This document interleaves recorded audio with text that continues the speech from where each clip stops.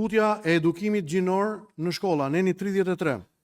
Parashikon përfshirjen e edukimit gjinor në kurrikula, cënon të drejtën e prindërve për edukimin e fëmijëve. Ne jemi të interesuar, si baballar dhe nëna, që edukimi gjinor, seksual, i fëmijëve të mbetet domen i prindërve. Askush nuk ka të drejtë të mësojë fëmijët tanë në shkolla mbi ideologjizimin gjinor. Askush nuk mund t'i shkojë fëmijëve tanë në shkollat e edukimit publik, që nga mosha e kopshtit, deri në gjimnaz, për të thënë fëmijëve, djem, që mbase jeni vajzat burgosura në trupat të djemve.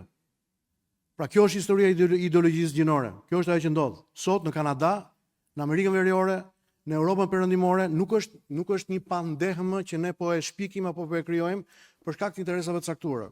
I lutem, jeni të vëmendshëm si ligjvënës përballë këtij projekti, sepse nuk ka lidhje me barazinë gjinore siç ne e imagjinojmë, por ka lidhje me ndërhyrje më të madhe kirurgjikale në botën e fëmijëve. Është fjala për ideologjizimin gjinor. Burra të veshura si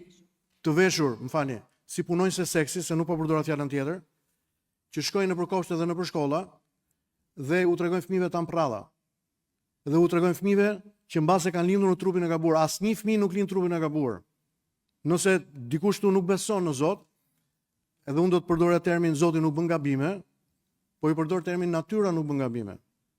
Çdo djalë ka lindur në trupin e vet biologjik, çdo vajzë ka lindur në trupin e vet biologjik. Natyrisht që mund të ketë anomali hormonale, mund të ketë gabime gjenetike, mund të kenë gjitha këto, po gjitha janë të kurueshme. Nëse shkenca sot nëpërmjet agjendave UO ka arritur në përfundimin që një vajzë mund ta shndrojë në djalë nëpërmjet ndryrave kirurgjikale dhe terapive hormonale të pafundme gjatë gjithë pjesës tjetër të jetës, atëherë sa e mundur që ngërka për me ndihmu një djalë i cili lind me këto anomali hormonale në trupin e tij që të mbetet djalë, ose një vajzë të mbetet vajzë duke ndihmuar anatomikisht trupin e saj. Po këtu kemi mjek që mund të flasim më mirë për